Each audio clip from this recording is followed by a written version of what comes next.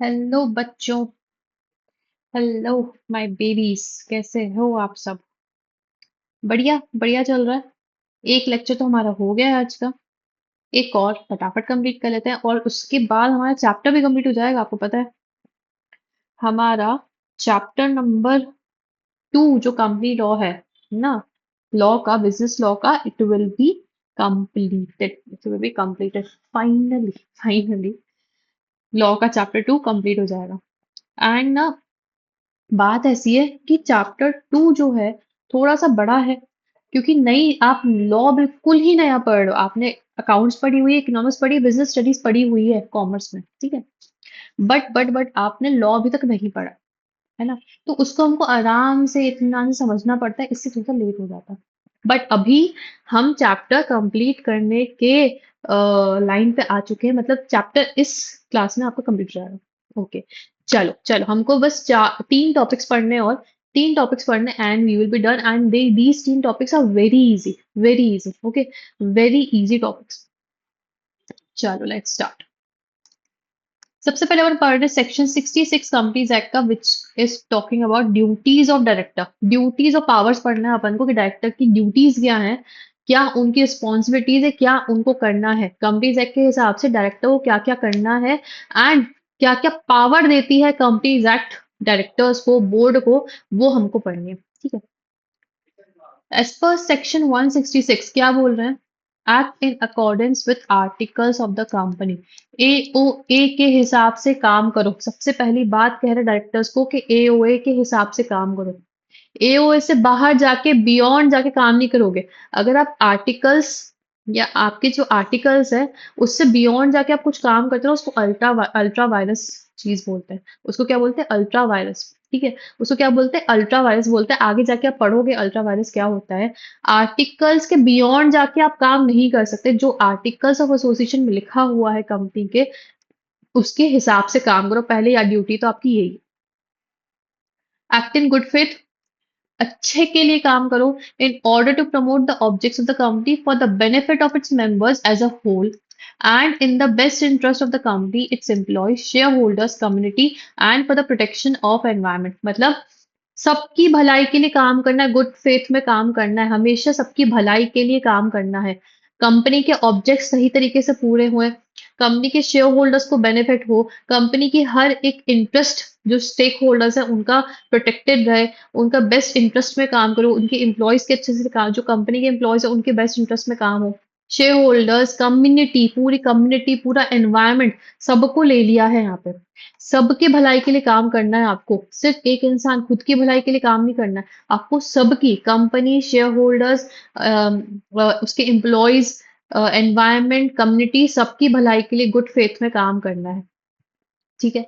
Exercise duties with due and reasonable care, skills and diligence, and shall exercise independent judgement. मतलब अच्छी तरीके से care करो। आपका बच्चा है ये, बच्चे को अच्छे से संभाल के रखो, ड्यू डिलिजेंस के साथ काम करो। मतलब नेग्लिजेंटली काम मत करो, नेग्लिजेंटली काम मत करो, डिलिजेंटली काम करो, डिलिजेंस के साथ काम करो।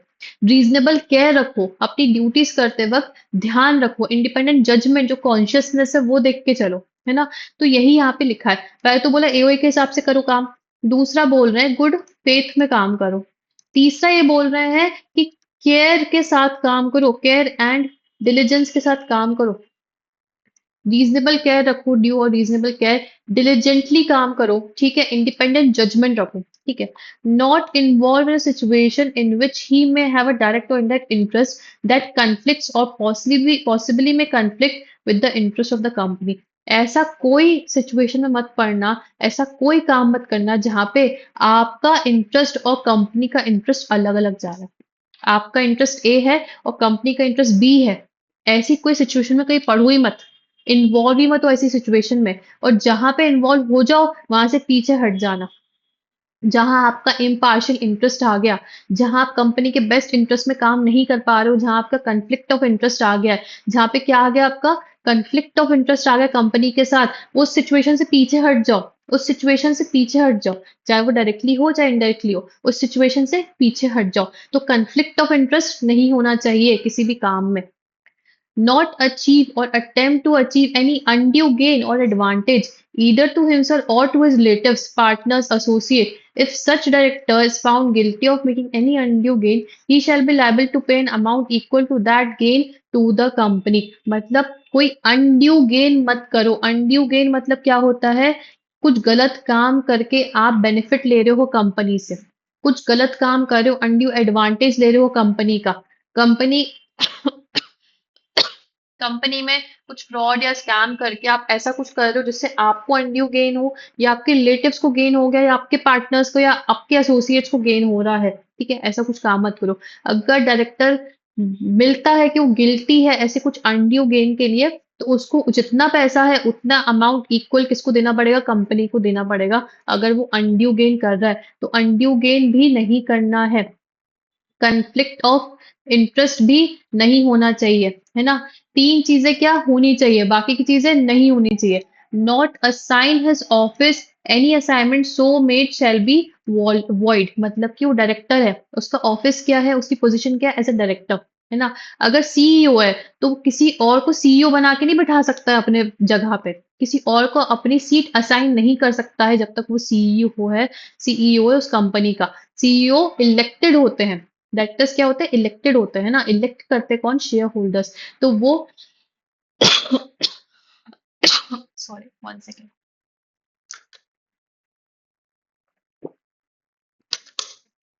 यस, सीईओ क्या होते हैं? अपॉइंट होते हैं, इलेक्ट होते हैं.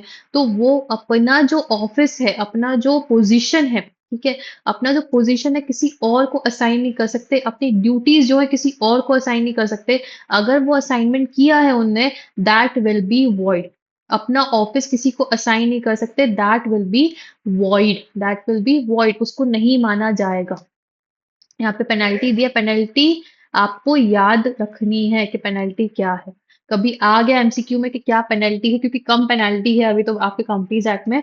एग्जीक्यूटिव लेवल पे तो इतनी पेनल्टीज है ना, और प्रोफेशनल लेवल पे इतनी पेनल्टीज है कि आपको लर्न भी नहीं होती आधी से ज्यादा पेनल्टीज क्या क्या. ठीक है, तो यहाँ पेनल्टी याद कर लो कि सेक्शन 166 को अगर वायलेट किया, कॉन्ट्रवीन किया, अगर किसी भी डायरेक्टर ने कॉन्ट्रवीन किया provisions of 166, such director shall be punishable with a fine which shall not be less than 1 lakh but which may extend to 5 lakh. Duties of director जहां लिखी है वहां के किसी भी प्रोविजन को, किसी भी छह के छह प्रोविजन को अगर किसी डायरेक्टर ने वायलेट किया, कॉन्ट्रवीन किया, तो उसको मिनिमम फाइन कितना लगेगा? 1 लाख का, जो 5 लाख तक एक्सटेंड हो सकता है. मिनिमम 1 लाख, मैक्सिमम 5 लाख तक. कितना? 1 से 5, 1 से 5 लाख तक का फाइन लग सकता है. क्या ड्यूटीज ऑफ डायरेक्टर समझ में आ रही है? समझ में आ रही है? क्या हम इसको फटाफट नोट कर लें? नोट कर लें इसको फटाफट से.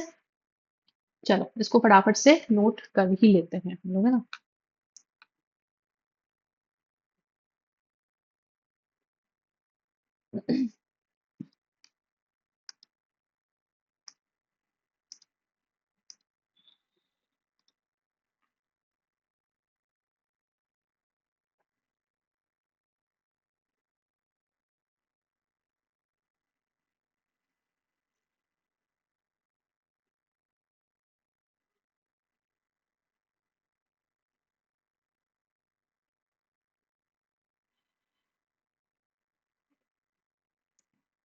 चलो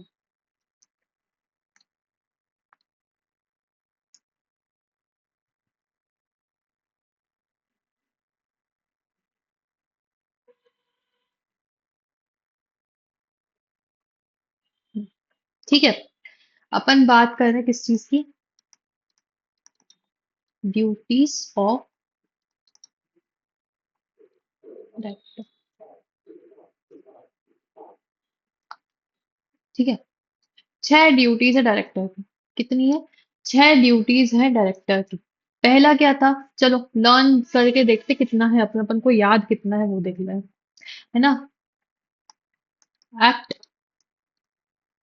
according to AOA. Act according to AOA.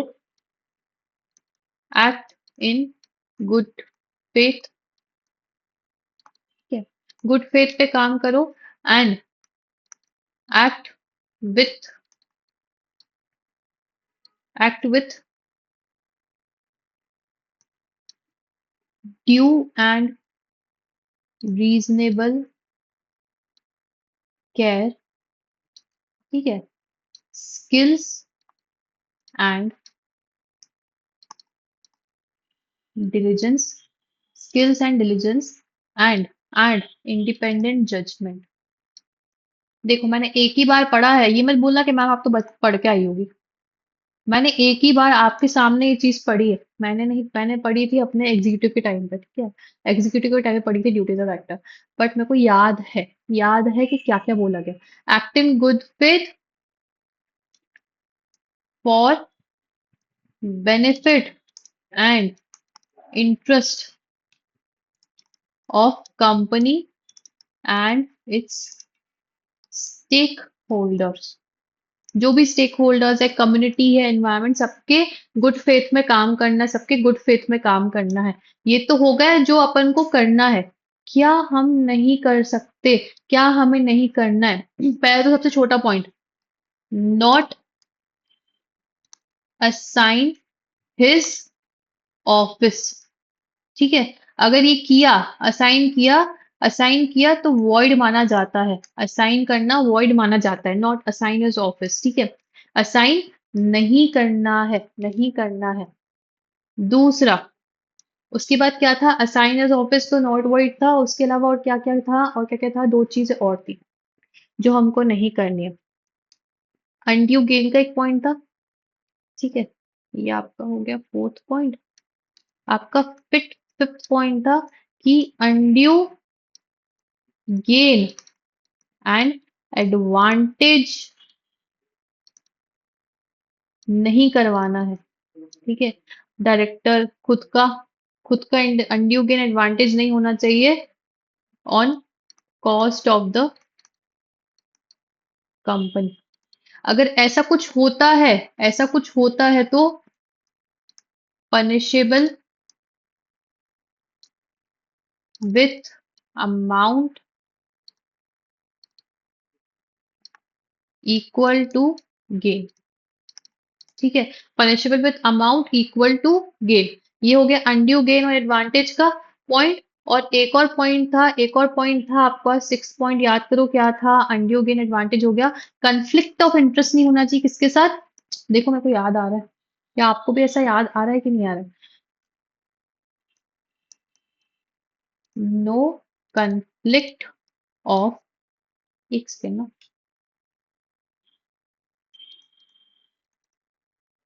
Interest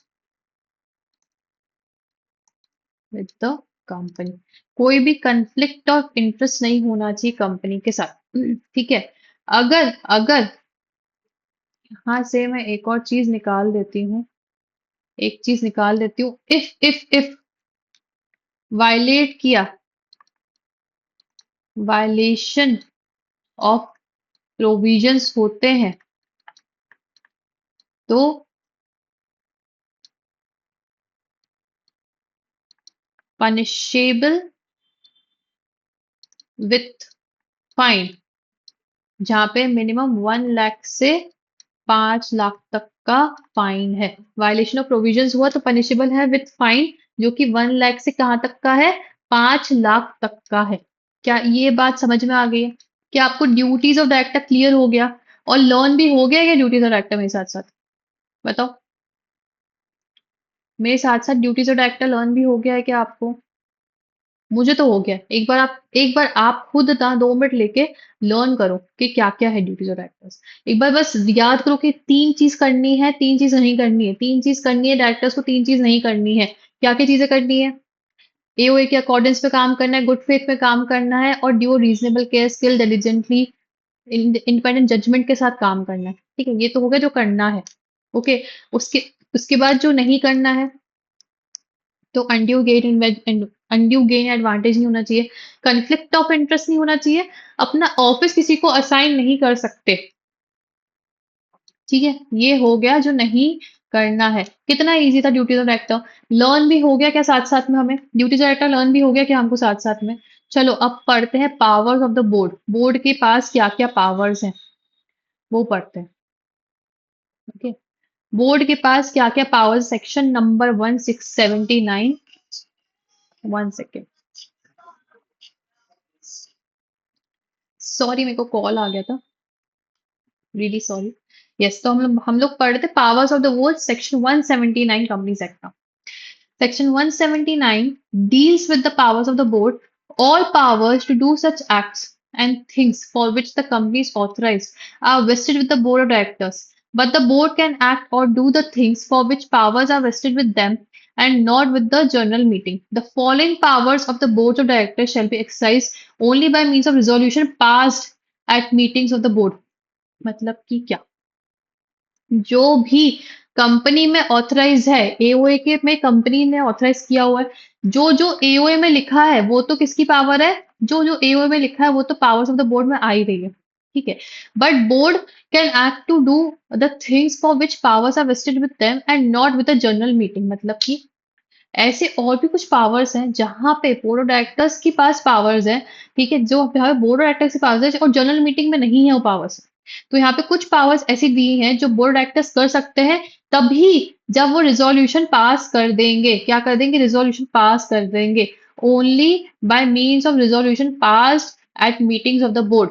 ऐसी पावर्स जब रिजोल्यूशन पास करके ही वो कर सकते हैं, बोर्ड रिजोल्यूशन पास करके ही वो लोग ये पावर्स को क्या कर सकते हैं? एक्सरसाइज कर सकते हैं, एक्सरसाइज कर सकते हैं। तो इन सब पावर्स को करने के लिए क्या करना पड़ेगा? बोर्ड रिजोल्यूशन पास करना पड़ेगा, बोर्ड रिजोल्यूशन पास करना पड़ेगा। चलो ये पावर्स देख लेते हैं क्या क्या पावर्स है बोर्ड रिजोल्यूशन पास करने के बाद की।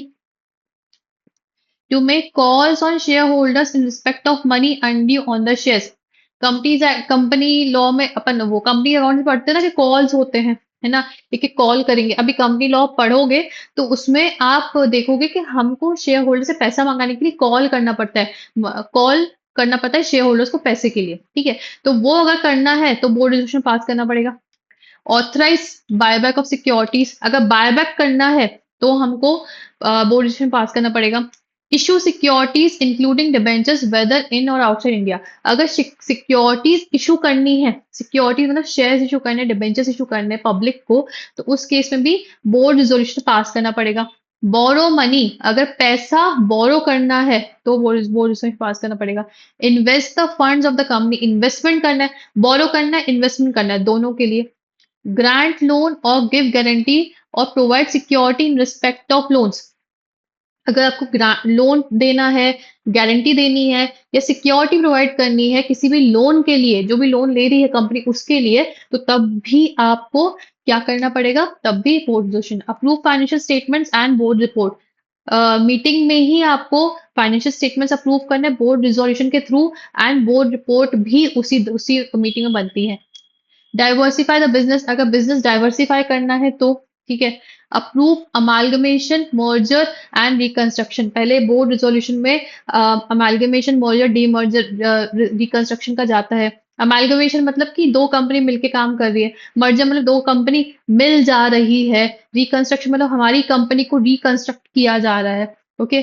Take over a company, acquire a controlling और substantial stake in another company, अगर टेक ओवर कर रहे हैं किसी कंपनी का या कोई सब्सटेंशियल स्टेक जो है 25%, 50% किसी कंपनी में हम होल्ड करना चाह रहे हैं, एक्वायर करना चाह रहे हैं, तो पॉलिटिकल कंट्रीब्यूशन करना है, तो अपॉइंट या रिमूव करना है किसी केएमपी को, अगर केएमपी को अपॉइंट करना है, रिमूव करना है, तो भी बोर्ड रिजोल्यूशन पास करना पड़ेगा। Internal auditors and secretarial auditor को अपॉइंट करना है तो भी बोर्ड रिजोल्यूशन पास करना पड़ेगा। सेक्रेटरियल ऑडिटर हम है, इंटरनल ऑडिट भी हम बन सकते हैं, ठीक है। तो इंटरनल ऑडिट को ऑडिटर को अपॉइंट करना है, सेक्रेटरियल ऑडिटर को अपॉइंट करना है, तो बोर्ड रिजोल्यूशन से वो हो जाता है। इतनी सारी पावर्स है, याद कैसे करोगे? इतनी सारी पावर्स है, इनको याद कैसे करोगे? चलो इसको अपन सिंप्लीफाई करते हैं, सिंप्लीफाई करके अपन इसको याद करने की कोशिश करते हैं, ठीक है। चलो मैं आपको याद करवाती हूँ पावर्स ऑफ बोर्ड्स कैसे याद करना है, ठीक है। रुको मेरे को नोट्स खोलने दो मेरे, एक सेकंड रुक जाओ।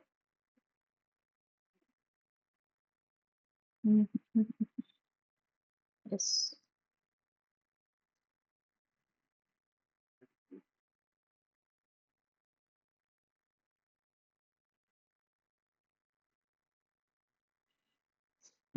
चलो चलो।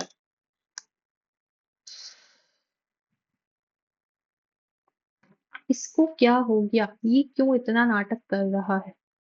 क्यों इतना नाटक कर रहा है? क्या मैं भी नाटक कर रही हूँ? मैं नाटक नहीं कर रही।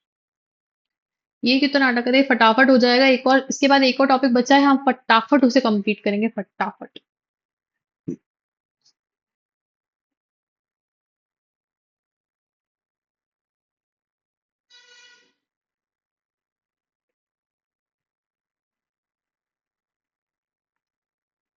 हम्म,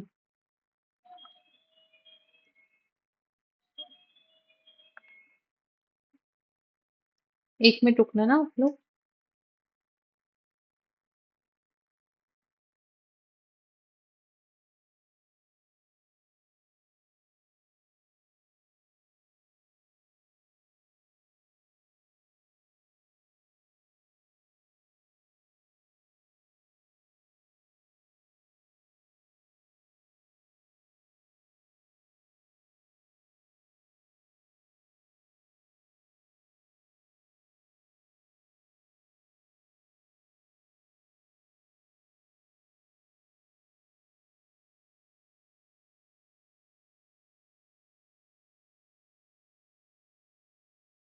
सॉरी सॉरी सॉरी, एक काम आ गया था इसलिए थोड़ा सा। चलो हाँ, क्या पढ़ रहे थे अपन? Powers of the board.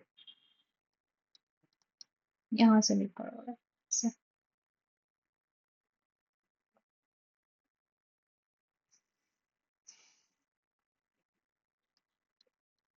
Section 179,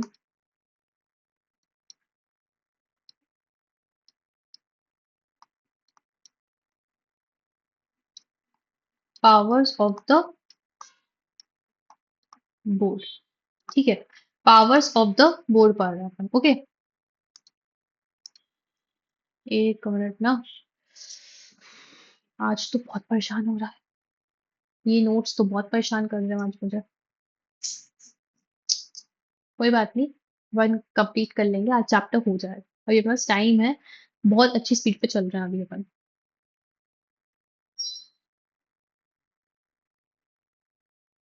okay चल, अच्छा हो गया। पावर्स ऑफ द बोर्ड पढ़ रहे हैं अपन, ठीक है। तो पहली चीज तो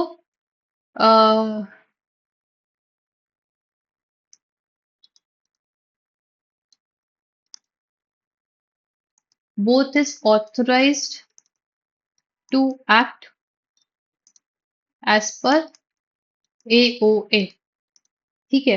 and certain powers are vested in in board after a certain powers are vested in board। एक सेकेंड ना।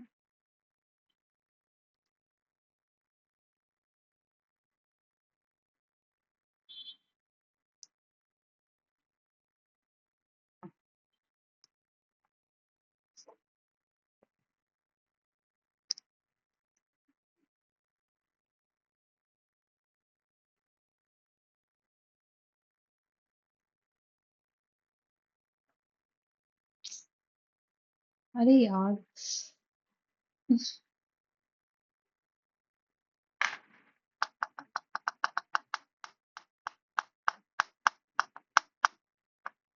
I don't know how it is happening, but it happens.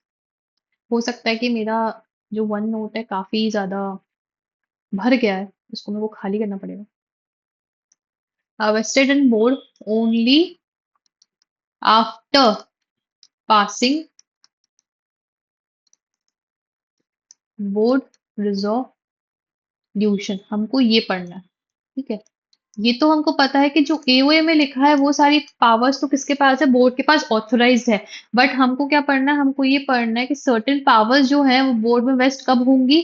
जब बोर्ड रेजोल्यूशन पास होगा, वो पावर्स, वो तभी तभी एक्सरसाइज कर सकते हैं, तभी एक्सरसाइज कर सकते हैं। ओके, इसमें से अपन इसको क्या करते हैं ना, इसको अपन अलग अलग कैटेगरी से बांट लेते हैं एंड फिर लर्न करते हैं। अलग अलग कैटेगरी से बांट लेते हैं, फिर लर्न करते हैं। चलो, पहली कैटेगरी है जहाँ पे शेयर्स और सिक्योरिटीज की बात हो रही है। It's related to shares. ठीक है, इट्स रिलेटेड टू शेयर्स। पहला पावर ये है टू कॉल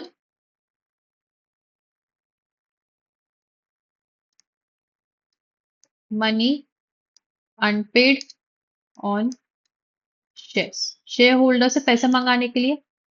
दूसरा, इशू सिक्योरिटीज या डिबेंचर्स। ठीक है, ये हो गया।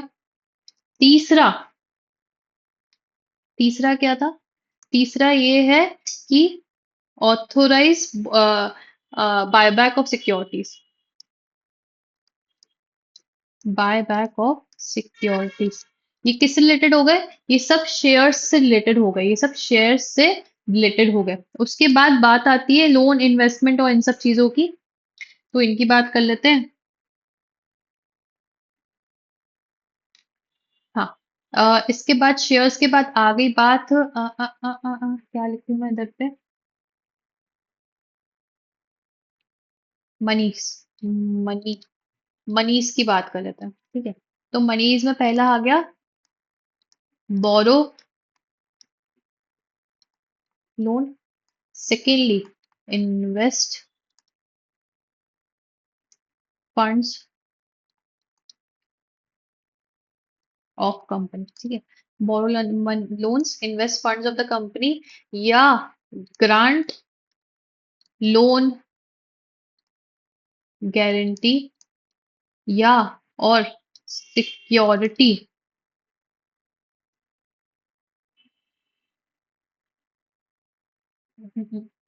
कंट्रोल जेड भी नहीं हो रहा है, पता है अभी तो कंट्रोल जेड भी नहीं हो रहा है।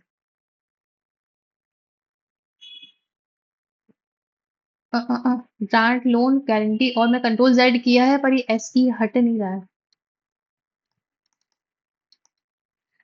Security, grant loan, give guarantee या प्रोवाइड सिक्योरिटी। ठीक है, सिक्योरिटी। ओके, ये हो गया।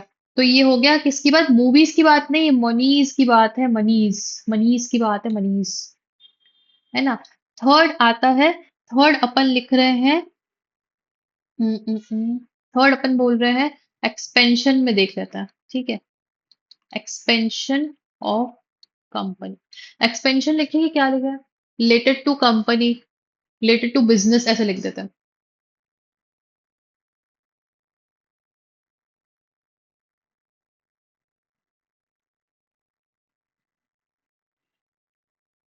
ठीक है, रिलेटेड, रिलेटेड टू शेयर्स हो गया, रिलेटेड टू मनीज हो गया, रिलेटेड टू बिजनेस। ठीक है, रिलेटेड टू बिजनेस क्या क्या है कि अगर डाइवर्सिफाई करना है बिजनेस को तो लेना पड़ेगा। ठीक है, अमालगमेशन करना है,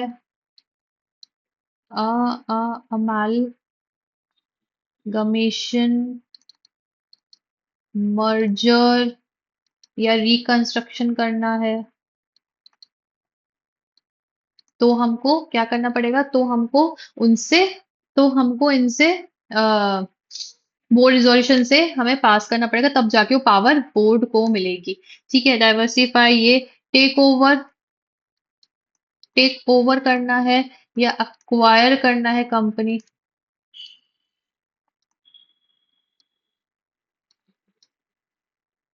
ठीक है, ये हो गया। उसके बाद चलो ठीक है, इतना भी हो गया, ये हो गया। ओके, ये सब हो गया। उसके बाद आता है अपॉइंट अपॉइंट करना है, अगर हमें किसे अपॉइंट करना है,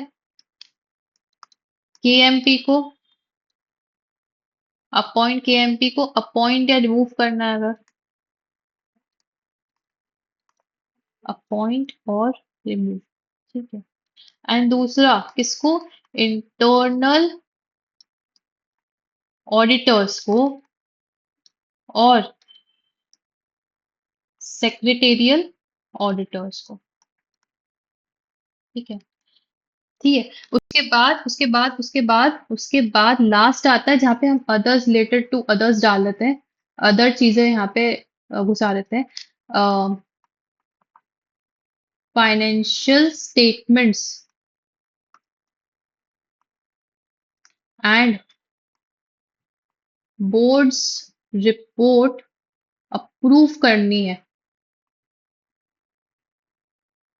ठीक है, अप्रूव करनी है तो हमको बोर्ड रेजोल्यूशन पास करना पड़ेगा। और last, to to make political contributions, तो इसके लिए भी हमको बोर्ड रिजोल्यूशन पास करना पड़ेगा। ये हो गया, ये हो गया, पूरे पावर्स हो गए, ये पावर्स पूरे हो गए। क्या हो गए? ये पावर्स पूरे हो गए। अच्छा, मैं आपको इसमें ये बता देती हूँ क्या क्या इंपॉर्टेंट है याद करना। पहला तो ये चीज याद रखो कि ये बोर्ड रिजोल्यूशन से होता है। Issue of securities board resolution से होता है, ये चीज याद रखो, ठीक है। उसके बाद केएमपी को अपॉइंट और रिमूव कौन कर सकता है? बोर्ड ऑफ डायरेक्टर्स कर सकते हैं केएमपी को अपॉइंट और रिमूव बोर्ड रेजोल्यूशन पास करके। ये तीन चीजों को याद रखो। ये तीन चीजों में आपको ना याद ही नहीं आएगा, आपको लगेगा कि यार शेयर होल्डर्स करते होंगे सारा काम। नहीं, ये बोर्ड ऑफ डायरेक्टर्स ही करते हैं अप्रूव, उसके बाद जनरल मीटिंग में प्लेस होता है बस। ठीक है, बोर्ड ऑफ डायरेक्टर्स पहले अप्रूव करते हैं, उसके बाद ही जनरल मीटिंग में जाता है। पहले बोर्ड रेजोल्यूशन के पास पावर है कि वो ये अप्रूव कर सकती है। ठीक है, ये तीन चीजें तो याद रखना। अब ये चीज समझो, शेयर्स में तीन चीजें हैं। कॉल मनी मंगाना है, इशू करनी सिक्योरिटीज और डिबेंचर्स, या बायबैक करनी सिक्योरिटीज। ठीक है, मनीज पे लोन लेना है, इन्वेस्ट करना है फंड्स को, या ग्रांट लोन करना है, प्रोवाइड गारंटी या सिक्योरिटी। बिजनेस में अगर diversify, amalgamation, merger, reconstruction, take over, acquire stake. ठीक है, ये सब हो गया। अपॉइंटमेंट में अपॉइंट केएमपी को अपॉइंटेड मूव कर सकते हैं, इंटरनल ऑर्डर और सेक्रेटरी ऑर्डर कर सकते हैं। अदर्स में क्या आ गया? फाइनेंशियल स्टेटमेंट्स और बोर्ड रिपोर्ट को अप्रूव करना है एंड पॉलिटिकल कॉन्ट्रीब्यूशन करना है। ये सारे पावर्स आपके क्या हो गए? आपने इसको सॉर्ट कर लिया, ये सॉर्ट कर लिया। इसको आप बना लेना अपने कैसे पेज पे, ऐसा पेज लेना और इसमें इसको बना लेना। इसको पुराने वाला जो मैंने बताया ना, ये वाला, ये दोनों डायग्राम्स बना लेना। इजीली लर्न हो जाएंगे, इजीली लर्न हो जाएंगे। ठीक है, दोनों डायग्राम्स बना लेना। चलो, चलो, अब लास्ट का जो हमारा टॉपिक है उसको फटाफट से पढ़ते हैं एंड कंप्लीट करते हैं। लास्ट के टॉपिक को फटाफट से पढ़ के कंप्लीट करते हैं। ठीक है,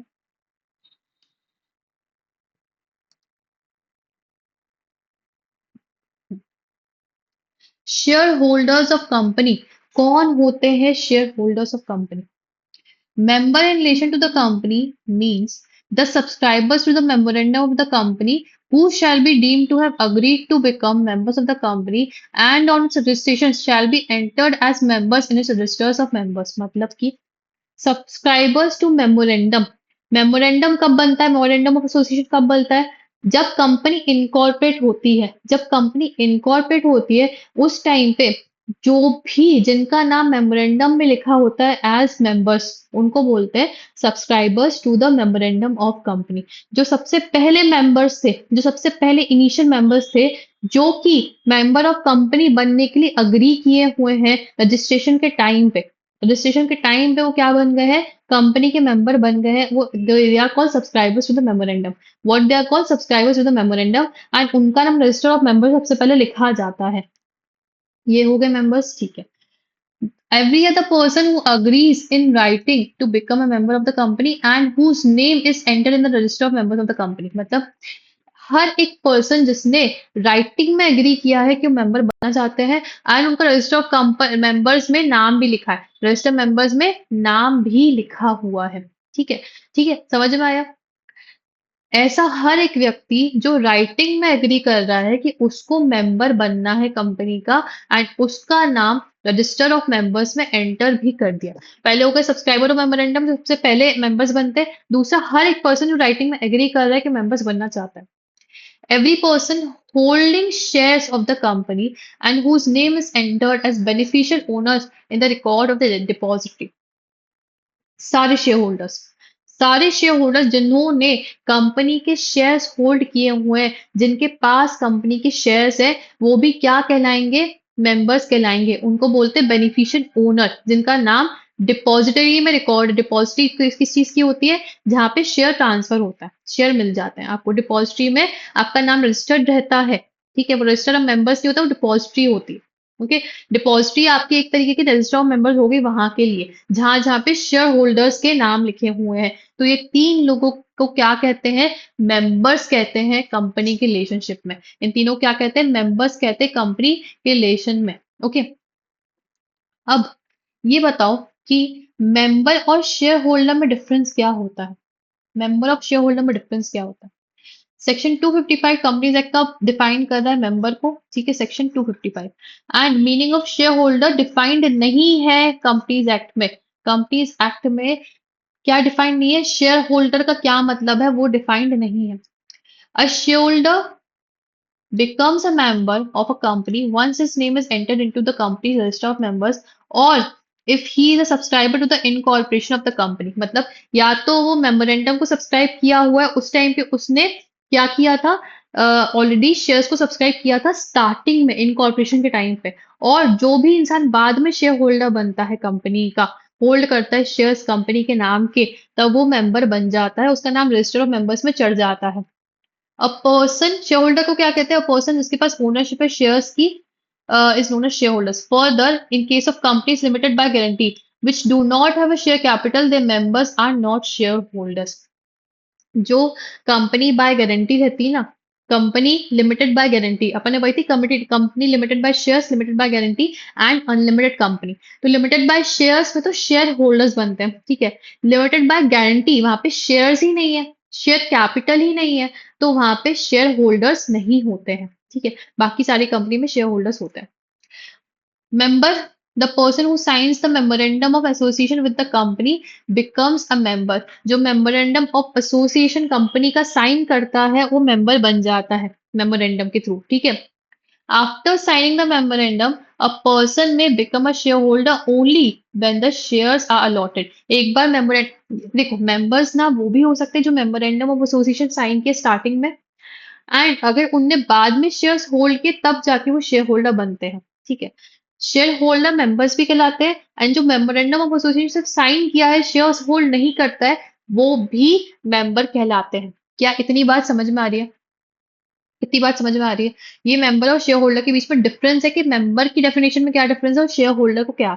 तो ये बस एक डिफरेंस है। The term member across different company types, different company क्या है? Limited by shares, guarantee and unlimited company. इन तीन कंपनी मेंबर्स कौन कौन होते हैं? तो जो शेयर्स वाली कंपनी वहां पे शेयर होल्डर्स मेंबर्स हो गए। जो गारंटी वाली कंपनी है, जिन जिन ने गारंटी दी है गारंटी क्लॉज में in the memorandum of association, ठीक है। The person who are liable under the guarantee clause, guarantee वाली कंपनी है तो वहां पे गारंटी क्लॉज होता है, सब शेयर्स वाली कंपनी तो वहां पे सब्सक्रिप्शन क्लॉज होता है, ठीक है, सब्सक्राइबर्स क्लॉज होता है। तो गारंटी वाली कंपनी मेमोरेंडम ऑफ एसोसिएशन में गारंटी क्लॉज होता है। गारंटी क्लॉज में जिस भी पर्सन का नाम है, जिस भी पर्सन का नाम है उसको क्या बोलेंगे? मेंबर्स बोलेंगे कंपनी के, ठीक है। अनलिमिटेड कंपनी में members are the persons who are liable to the company each in proportion to the extent of their interest of the company to contribute the sums necessary to discharge in full the debts and liabilities of the company in the event of its being wound up। Unlimited company है तो उसकी liability देख लो। जो भी person liable है अपना, जो भी उसको प्रपोर्शन इंटरेस्ट कंपनी में देना है, ठीक है, जितना प्रपोर्शन के लिए वो लाइबल है to contribute the sums to pay debts and liabilities in the event of bound up, ठीक है। जिसके ऊपर लाइबिलिटी है, जिस पर्सन के ऊपर लाइबिलिटी है कंपनी के डेट्स और लाइबिलिटीज देने के लिए इन the event of binding up, उसको उनको बोलेंगे मेंबर्स। ये सिर्फ क्या बता दें कि अलग अलग टाइप की कंपनीज में मेंबर्स किसको कहा जाता है, मेंबर्स किसको कहा जाता है, आपको ये याद रखना है। शेयर्स वाली कंपनी है, कंपनी लिमिटेड बाय शेयर्स, तो शेयर होल्डर्स को कहा जाता है। कंपनी लिमिटेड ऑफ गारंटी है तो गारंटी क्लॉज जो एमओए में है उसमें जिसका नाम है उसको मेंबर कहा जाएगा। और अनलिमिटेड कंपनी में जो भी पर्सन के ऊपर लाइबिलिटी है to pay the debts and liabilities in the event of winding up, तो वो मेंबर कहा जाएगा। अच्छा, दो असेंशियल एलिमेंट्स हैं, ठीक है, मेंबरशिप के लिए, ठीक है। Must be present before a person can acquire membership of a company, an agreement to become a member, ठीक है। मेंबर बनने के लिए एग्रीमेंट बनाना पड़ेगा। And entry of the name of the person who agreeing in the register of members, register of members में जिसका नाम है, जिसका नाम एंटर्ड हो गया है वो क्या बोलेगा? मेंबर कहा जाएगा। यहाँ पे एक एग्जांपल दिया है, Anita science the MOA of the company. Anita ने एमओए ऑफ द कंपनी को साइन किया, मतलब मेंबर बन गई है। She becomes a member from the date of registration. She becomes a shareholder only when shares are actually allotted in her। In a company limited by guarantee, Anita is a member not a shareholder, no shares exist in such a company. ठीक है, अगर limited by guarantee company है तो वहां पे हम किसी को शेयर होल्डर नहीं बोलेंगे, वहां पे हम सबको मेंबर बोलेंगे, क्योंकि वहां पे शेयर्स दे ही नहीं रहे, शेयर्स एग्जिस्ट ही नहीं होता, शेयर कैपिटल होता ही नहीं है उस शेयर की कंपनीज में। ठीक है, तो अनीता ने जब एमओए साइन किया तब वो मेंबर बनी है, पर जब उसने शेयर्स खरीदे और अलॉट हुए उसको शेयर्स तब जाके वो शेयर होल्डर बनती है। यही डिफरेंस है मेंबर और शेयर होल्डर का। मेंबर और शेयर होल्डर वैसे तो सेम ही होते हैं, हम उनको सेम टर्म्स में ही कंपनी लॉ में यूज करते हैं। ठीक है, उनको सेम टर्म्स में ही हम यूज करते हैं। बट मेंबर कब बनते हो, जब आप एमओए को साइन करते हो, और शेयर होल्डर कब बनते हो, जब आप शेयर होल्ड करते हो उस कंपनी के, तब जाके आप शेयर होल्डर बनते हो। आपने शेयर्स होल्ड किए, आपका रजिस्टर्ड मेंबर्स में नाम चला गया, आप मेंबर भी बन गए। ठीक है, जरूरी नहीं है आपको सिर्फ एमओए साइन करना पड़ेगा, आप शेयर्स होल्ड करके भी मेंबर बन सकते हो। क्या ये बातें आपके दिमाग में आ रही हैं? क्या ये बात समझ में आ रही है? इसको लिखने की जरूरत नहीं, इसको आपको पढ़ने की जरूरत है कि क्या बोला जा रहा है। ठीक है, क्या क्या बोला जा रहा है, बस आपको ये पढ़ने की जरूरत है। मैं आपको यहाँ पे कुछ कीवर्ड्स मार्क करवा देती हूँ। ठीक है, वो आपको बस समझना है। The subscriber to the memorandum of the company जो है, एक तो ये मेंबर्स होते हैं। ठीक है, जो भी पर्सन एग्री करता है in writing to become a member वो होता है। And every person holding shares of the company, ठीक है, जिनको बेनिफिशियल ओनर और in the records of depository भी होगा, वो भी मेंबर्स कहलाते हैं। ठीक है, वो भी मेंबर्स कहलाते हैं। ठीक है, इसी के साथ अपना पूरा कंपनी लॉ जो है अपने पास जितना दिया है वो कंप्लीटेड है। आगे आपको सेक्शन के रेफरेंसेस दिए हुए हैं, आप ये खुद भी रीड कर सकते हो। एंड कुछ केस लॉज के रेफरेंसेस ही दिए हुए हैं जो अपन पढ़ चुके हैं ऑलरेडी। सिर्फ रेफरेंस दिया है, नोट्स दिए हैं कि आप इसको इजीली पढ़ सकते हो। ठीक है, and this is the end of chapter 2। I hope कि आपको पूरी चीज समझ में आ गई होगी, पूरी चीजें आपको समझ में आ गई होंगी, है ना? हम इसका रिवीजन भी बेहतरीन तरीके से करेंगे और आपको पूरी रिवीजन में माइंड मैपिंग भी हो जाएगी। आई वांट यू गाइस, जो भी मैंने नोट्स लिखवाए हैं आप इसको लिख भी लो, अपनी नोटबुक अच्छे से बना लो, एंड एक बार रिवाइज कर लो सब चीजों को, एक दिन लेके रिवाइज कर लो, जो आज पढ़ा है, जो अभी तक पढ़ा है उसको। ठीक है, ये आपका काम है, ये आपका होमवर्क है। ठीक है, अब अपन मिलते हैं नेक्स्ट क्लास में। ठीक है, कल हम इकोनॉमिक्स और अकाउंट्स पढ़ने वाले हैं, क्योंकि हमारा लॉ अभी कंप्लीट हो गया है, तो कल हम अकाउंट्स को फटाफट कंप्लीट करेंगे। ठीक है, चलो तो मिलते हैं अब कल की क्लास में, तब तक के लिए बाय बाय।